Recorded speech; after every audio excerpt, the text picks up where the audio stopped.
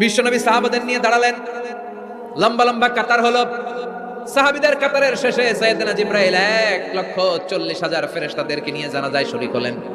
বিশ্বনবী 4 তাকবীর দিয়ে জানাজা পড়লেন, আল্লাহু আকবার, আল্লাহু আকবার, আল্লাহু আকবার, আল্লাহু আকবার। 4টা তাকবীরের মধ্য দিয়ে জানাজা শেষ করলেন।